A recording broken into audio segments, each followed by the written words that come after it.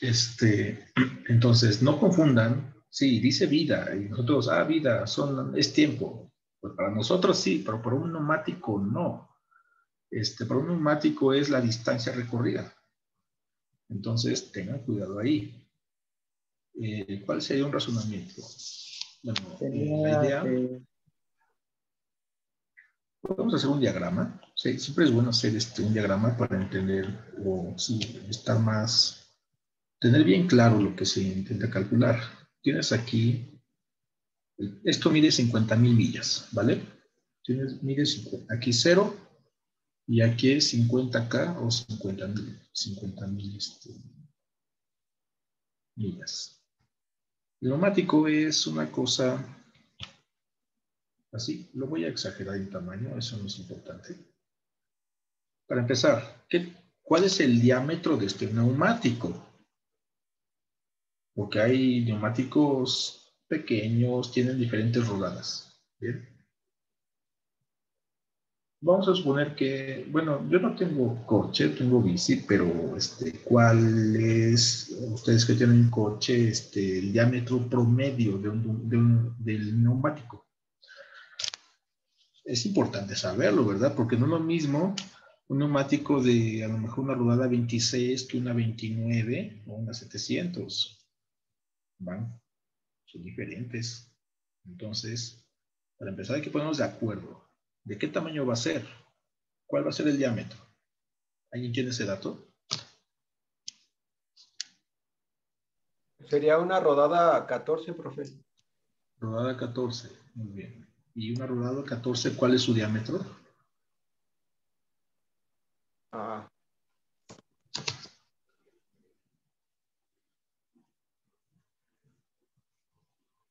Googleenlo rápidamente.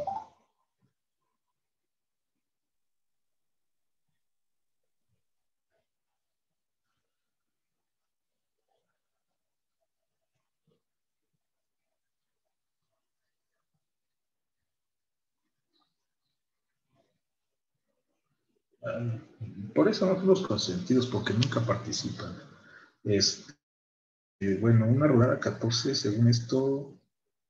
Estoy investigando, profe. También. Ok. A mí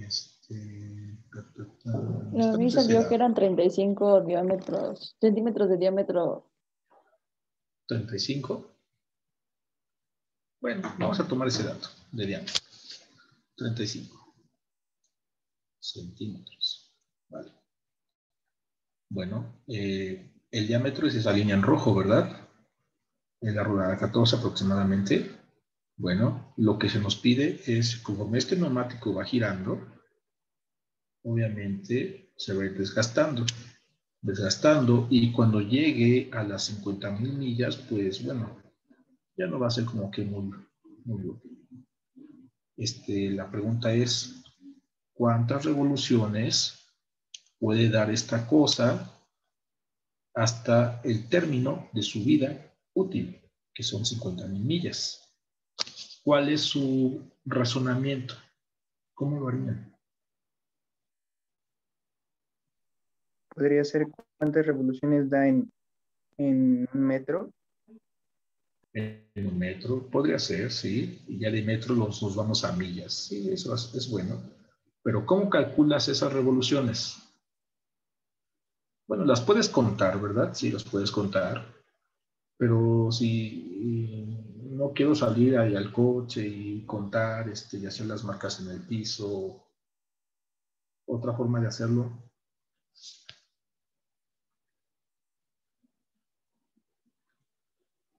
Pues muy fácil, el perímetro. ¿Cuánto mide el perímetro de una circunferencia? ¿Sí se acuerdan? El perímetro. El perímetro en este caso se llama circunferencia. Y el perímetro de una circunferencia es 2pi por el radio. Equivalentemente, pi por el diámetro. Me conviene más esta fórmula, ¿verdad? Porque conozco el diámetro. Bueno, si yo pongo aquí una moneda, aquí abajo, y le doy una revolución, imaginemos que aquí ya hace una revolución, Conforme se va moviendo la rueda, el neumático, la moneda se va elevando, ¿verdad? Se va moviendo a lo largo de la rueda, así hasta llegar otra vez aquí abajo. Cuando regresa al punto de abajo, ya habrá dado una revolución. En esa revolución, ¿qué distancia recorrió? Bueno, la distancia que recorre es justamente la circunferencia de ese neumático, pero linealmente la distancia recorrida es esta separación. Esta separación es justamente una revolución a la rueda. Una revolución, en este caso es pi por el diámetro. ¿Sí se entiende? ¿No se entiende? Sí, profe. Sí. Bueno, Sí. entonces, en este caso, el número de revoluciones, vamos a calcularlo por cierta distancia. ¿Cuál es la distancia? Vamos a poner aquí distancia. Distancia cubierta en una revolución. ¿Cuál es esa distancia? Le voy a llamar D de distancia. Y esa distancia en una revolución es pi por diámetro. ¿Vale? Así, muy fácil. Pi. ¿En qué me conviene trabajarlo? Bueno, aquí lo tengo en centímetros. Lo puedo transformar a metros fácilmente como 0.35 metros, ¿verdad? Así. Y si hago estas cuentitas, ¿qué te da? Pi por 0.35 que da 1. Bueno, lo puedo trabajar así. 1.10 metros. De esta forma. Por cada revolución que dé el neumático, se habrá cubierto una distancia de 1.10 metros. Bueno, no pasa nada, ¿verdad? La vida útil es de 50.000 millas. ¿Cuántas revoluciones dará? Bueno, aquí yo lo puedo poner millas, pero metros por cada revolución. ¿Sale? Entonces, la vida útil o el total de revoluciones, le voy a llamar N, de mucho, sería igual ¿a qué? Pues a la vida útil dividido entre la distancia cubierta en una revolución. La vida útil de esta criatura es de 50.000 millas. Y, bueno, la distancia que cubre en una revolución es de 1.10 metros por cada revolución. Si tú trabajas estas unidades, fíjate que arriba tienes millas y abajo tienes metros, nada se te va a cancelar. ¿Qué debo hacer? Debo convertir ya sea millas a metros o metros a millas, que es más fácil.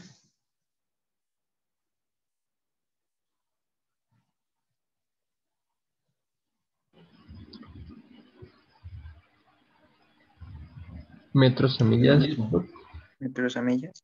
Al revés. Piensen al revés. Siempre piensen al revés. ¿Se acuerdan de la equivalencia? Una milla, ¿cuántos metros contiene? 1609, ¿verdad? Ahí está. Entonces aquí podemos hacer este factor de conversión. Esto es 50.000 millas. Abro mi factor de conversión y pongo el relleno, ¿verdad? Milla, metro. Una milla corresponde a tantos metros. Hago esta cuentita. 50.000 por 1609 y te da una cosa horrible. Le voy a poner como 80.45 por 10 a la 6. ¿En qué unidades? La milla cancela y te queda al final metros. ¿Vale? Es del orden de 80 millones de metros. 80 megametros. Bien. Esa es la vida útil expresada en metros. Bien, regreso a mi cálculo. El cálculo es el número de revoluciones. Ya lo tengo. Era los 50,000 millas, pero expresadas en metros es este número. 80.45 por 10 a la 6. Puedes usar prefijos o no, da lo mismo. Metros dividido entre la distancia cubierta en una revolución. Cuando tú aplicas extremos medios a las unidades, cancela y resulta que la revolución sube el numerador. Y si haces esta operación, te da una cosa horrible también. No sé leer tanto, de 73.136.364. Lo estoy redondeando. No tiene caso poner los decimales, ya que es un número muy grande. Revoluciones. Punto decimal, aquí está. 1, 2, 3, 4, 5, 6, 7. Entonces, esta cosa es del orden de 10, bueno, lo puedo poner así, como 7.3 por 10 a las 7 revoluciones. Fíjate, 10 a las 7 es el orden de decenas de millones. ¿Sí lo ves? ¿No lo ves? ¿No sabes? Sí, Doc. Sí, profe. Listo. Entonces, si tú ya diste millones de revoluciones, pues te quedan unas cuantas decenas, ¿verdad? Para que cambies esos neumáticos. Y se acabó. Fíjate, fue muy fácil. Dando estimaciones. No es un valor exacto, no lo es una estimación.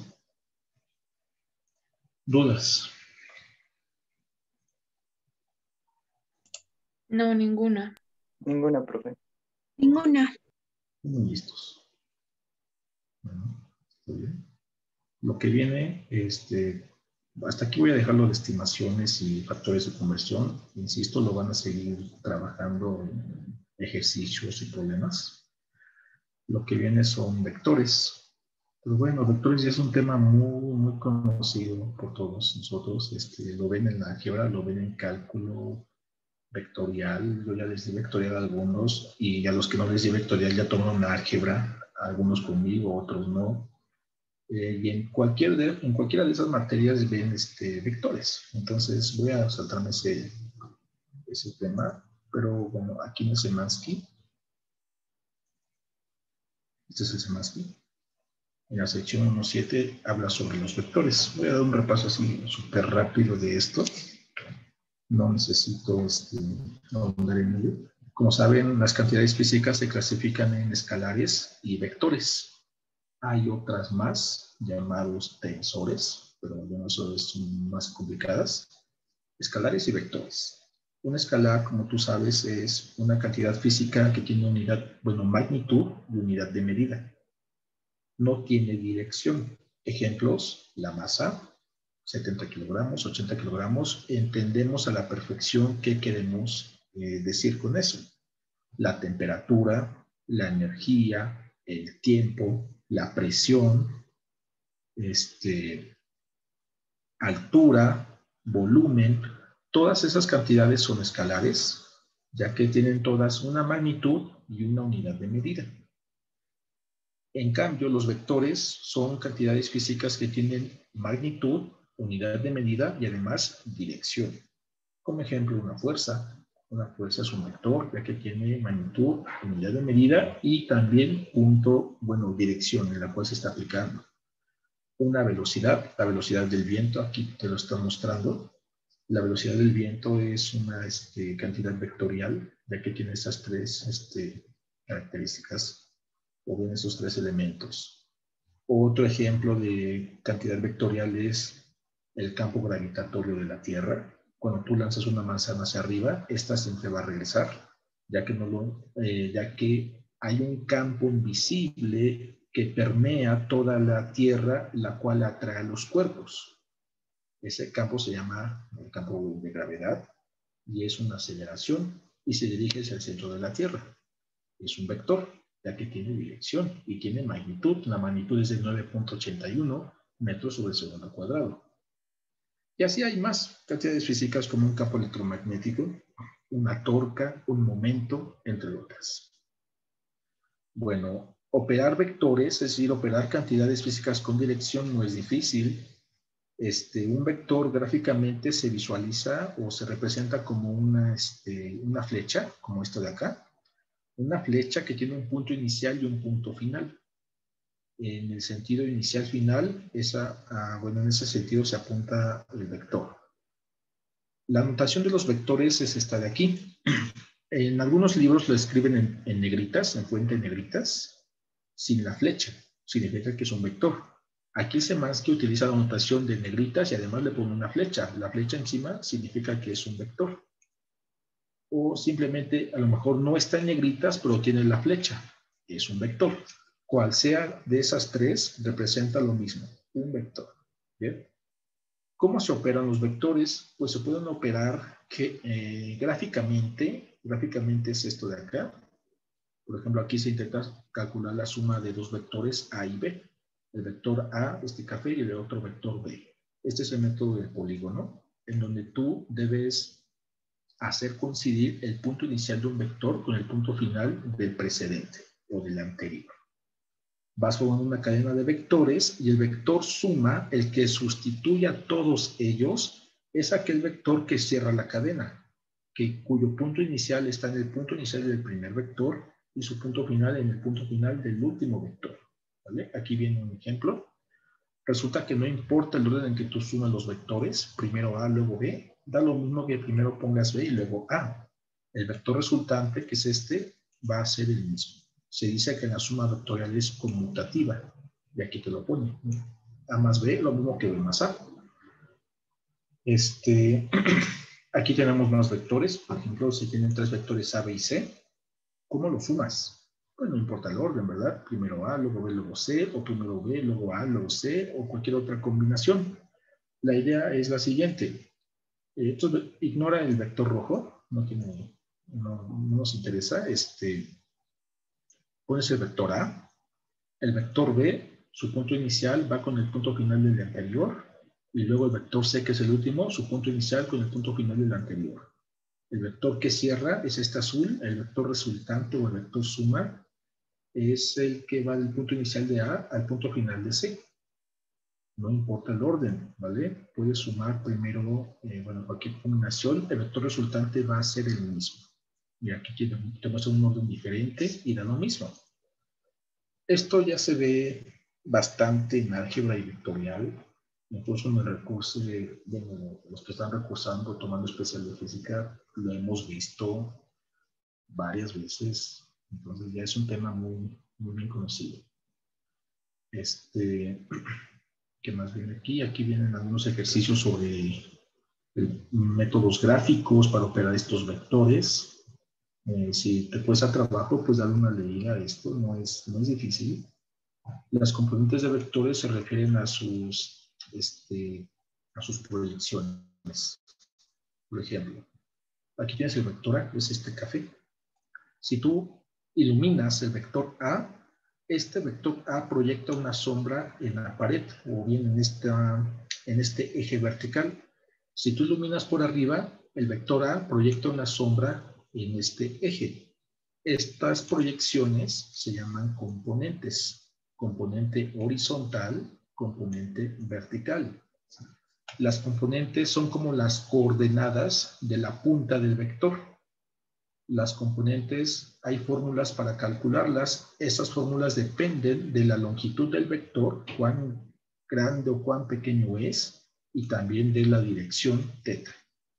Eso lo vamos a ver detalladamente en leyes de Newton más adelante. Las fórmulas de las componentes son estas de aquí. La componente horizontal es la magnitud por el coseno de la dirección. Y fíjate que el ángulo se mide aquí del eje X positivo girando hacia el eje Y positivo, es decir, en sentido contrario a las manecillas del reloj. Y la componente vertical es muy parecida, pero con seno. Aquí viene el cálculo, un ejemplo de cálculo de componentes, no es difícil, les sugiero que lo revisen, si todavía les cuesta. Esta fórmula te sirve para calcular la longitud del vector o la norma, así lo llamamos en vectorial, la norma de un vector es el Pitágoras de las componentes, ¿verdad? Suma de cuadrados de sus componentes. Esta fórmula de aquí te sirve para calcular la dirección del vector, tangente inversa de este cociente. No es del todo correcta, ya que depende mucho en qué cuadrante del plano está el vector. Puede estar en el 1, en el 2, en el 3, en el 4, dependiendo de en cuál esté, se le suma o se le resta 90 grados o 180. Eso lo veremos en la segunda unidad, ¿vale? Ahora, de momento no. Aquí viene un poco más de ejercicios. Revisen ustedes. Vectores unitarios, son los vectores cachucha. Aquí les llaman IJ y K. Aquí está, IJ y K. Nosotros le vamos a llamar X, Y, Z cachucha. Los vectores unitarios te sirven para escribir, bueno, es una forma alterna de escribir los vectores. Se puede escribir en términos de estos o en términos de sus componentes. Un ejemplo, hay operaciones, bueno, productos vectoriales, como el primero de ellos es el producto punto, es este de aquí. Esto lo vamos a utilizar en la cuarta unidad. Cuando veamos trabajo, el trabajo es energía, no es en el sentido que nosotros asociamos el trabajo de que una jornada de 8 o de más horas, ¿no? No es eso. En física, trabajo es energía. Vamos a utilizar esta expresión más adelante. Y también por aquí debe estar el producto cruz. El producto cruz, aquí un ejemplo del punto. El producto cruz se calcula con el determinante, si se acuerdan, ¿verdad? Es este de aquí. Bueno, no voy a ahondar en esto de los vectores, porque, insisto, es una cosa que ustedes ya vieron en otros cursos, álgebra vectorial, muchas veces. Bueno, aquí termina la unidad 1 del Szymanski.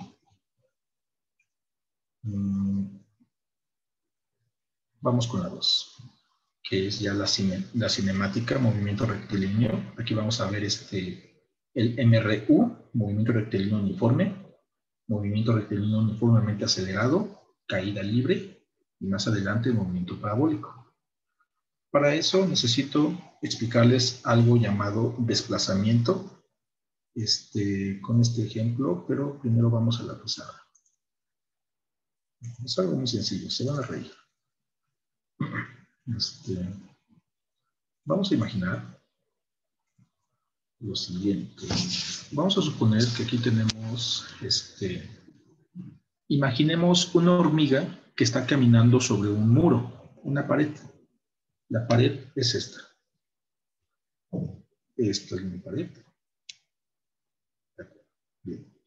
Voy a poner un sistema de referencia. El sistema de referencia es el origen. El origen lo voy a poner aquí abajo. Bien, aquí abajo. Lo puedo poner aquí arriba, lo puedo poner aquí, lo puedo poner acá, lo puedo poner en medio, donde tú quieras. Bien. ¿Por qué me conviene abajo? ¿Por qué creen que este punto amarillo sea el más conveniente? ¿Por qué la distancia es 0? No entiendo eso, Trejo. No te entiendo. ¿Por qué me conviene ponerlo ahí? Bueno, da lo mismo si lo pones acá, o por aquí, o por acá. Pero resulta que de todos esos, de la infinidad de posibilidades que tú tienes, el más fácil es este de aquí. ¿Por qué? Es muy fácil. Si este es tu eje X y este es tu eje Y, ¿qué signo va a tener X en todo momento? 0. El 0 no es un signo. ¿Qué Va a signo? ser positivo. X siempre va a ser positivo porque siempre vamos a estar a la derecha. ¿Sí lo ves? Y la Y también siempre va a ser positiva porque vamos a estar por arriba. ¿Sí lo ves? ¿No lo ves? Sí. Si tú lo pones por acá, La X siempre va a estar a la izquierda, va a ser negativa. Y la Y siempre va a estar por abajo, va a ser negativa. Números negativos no es difícil trabajarlos, pero es más fácil o bien estamos más acostumbrados a trabajar números positivos. Por esa razón es que me conviene poner ahí el origen. Si tú lo pones en medio de la pared, vas a tener, cuando la hormiga esté por aquí, X y Y positivos. Cuando esté por aquí, X positivo y Y negativo. Y así sucesivamente, ¿vale? Entonces, mira, mejor la pongo ahí, no pasa nada. Supongamos que la trayectoria de la hormiga es esta de aquí. Y continúa, ¿bien? Empieza aquí, termina acá. Bueno, yo necesito dar coordenadas de la posición de esa hormiga. La dirección de trazado es este sentido, ¿vale? Es importante dar en qué dirección se está describiendo la trayectoria. ¿Cómo doy las coordenadas de la hormiga en su punto inicial? El punto inicial es este, le pongo I de inicial y F de final.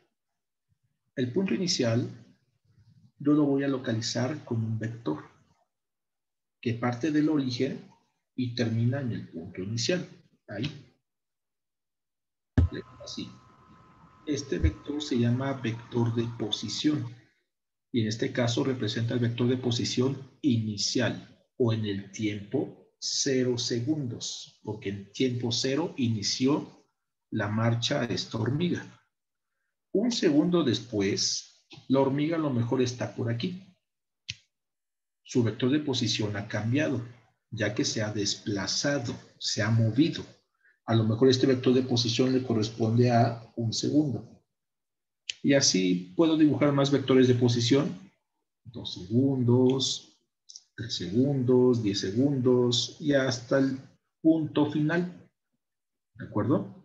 Todos ellos me describen la posición de la hormiga. Y todos son vectores. Así. Voy a poner que es 30, no es mucho, es muy poquito, 100 segundos. 100 segundos tardó la hormiga en ir desde el punto inicial al punto final a lo largo de esa trayectoria. Bueno, te pregunto, ¿cuál fue la distancia recorrida y cuál fue el desplazamiento? No es lo mismo. La distancia recorrida, esa sí me la pueden responder. ¿Cuál fue la distancia recorrida?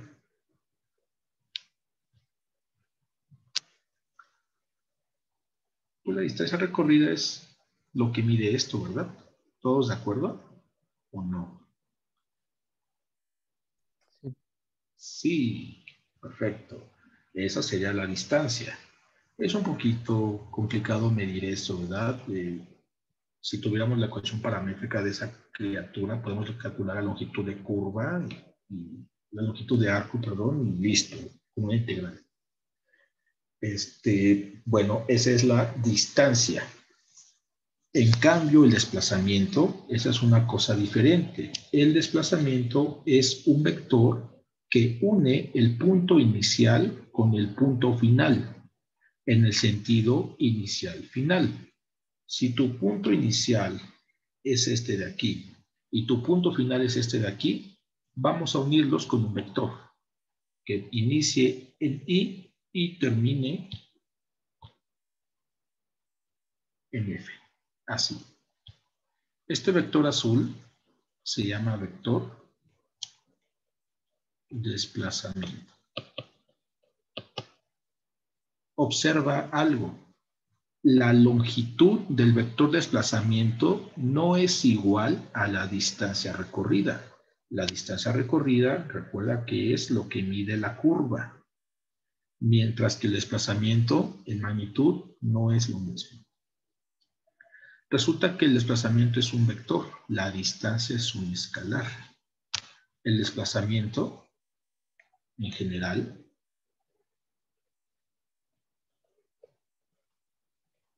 se define como el cambio en la posición.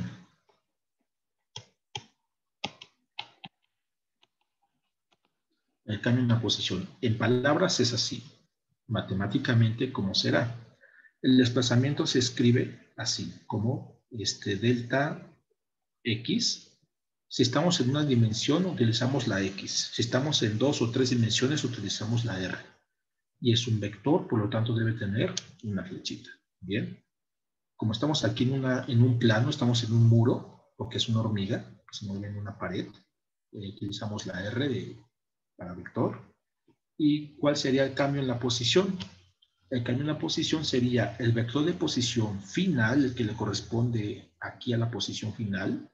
No le pusimos nombre, pero le podemos llamar R final, así.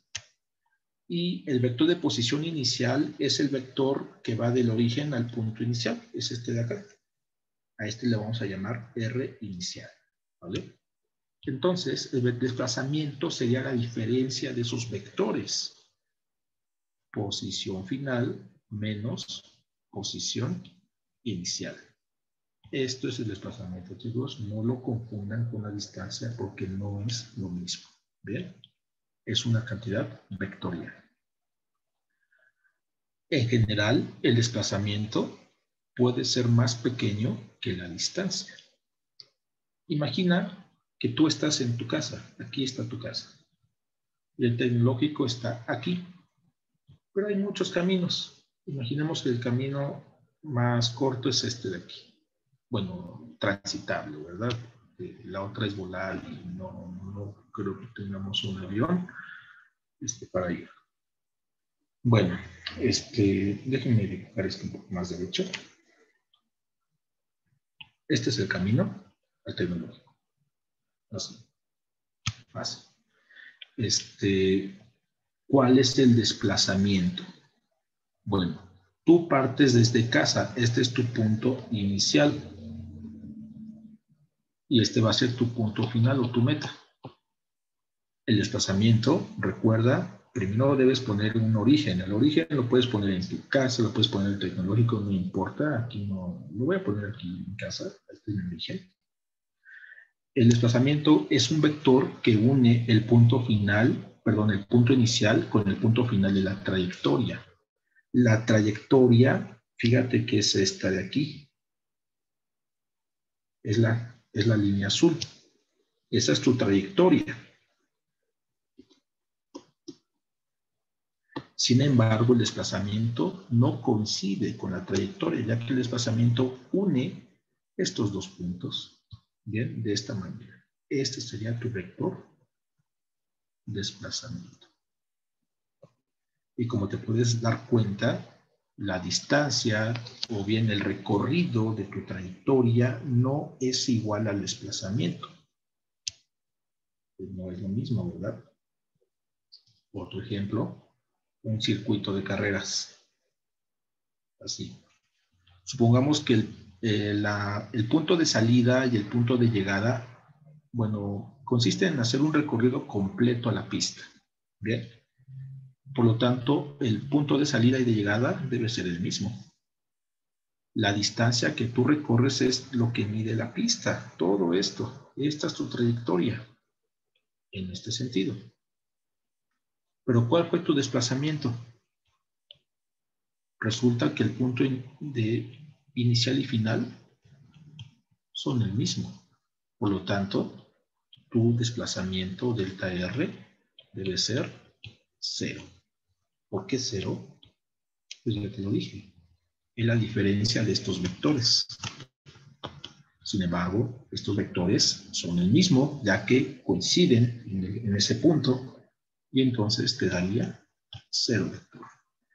Tienes un desplazamiento 0, sin embargo la distancia no es 0. Es todo toda la longitud del circuito. ¿Te queda un poco más claro qué es el desplazamiento? ¿O todavía no? Sí, profe. Entonces, en general, me atrevo a decir que bueno, de hecho es así. El desplazamiento no es lo mismo que la distancia. La principal diferencia es que el desplazamiento es un vector y la distancia es un escalar. ¿Vale? Cuidado, mucho cuidado ahí. Bueno, en este recorrido de tu casa al tecnológico, imaginamos que tú vas caminando, que vives cerca, que vives a 10 minutos, ¿vale? Caminando. ¿Cuál fue tu velocidad media? ¿Qué entiendes por ese término? Velocidad media. Si yo te digo que mi velocidad media de la casa al tecnológico es de 1 metro por segundo, ¿qué entiendes con eso? Que recorriste un metro en un segundo. Bueno, así se entienden las unidades, sí, pero el concepto de velocidad media, a lo mejor yo inicialmente, cuando empecé el recorrido, yo iba más rápido, pero me fui cansando, entonces fui bajando el ritmo. Cuando yo voy muy rápido, mi velocidad incrementa, ¿verdad? Cuando yo voy un poco más lento, esta va decreciendo. Sin embargo, en todo este recorrido, mi velocidad media permaneció en 1 metro sobre segundo. La velocidad media no te da la velocidad real del recorrido. La velocidad media toma como referencia el punto inicial y el punto final. Solamente toma en cuenta estos dos puntos, las coordenadas de esos puntos, coordenada espacial y coordenada temporal. Bueno, eso lo vemos en la siguiente video, ya que quedan segundos para que esta termine. Le dan clic en el mismo enlace y ya se la saben, no se van.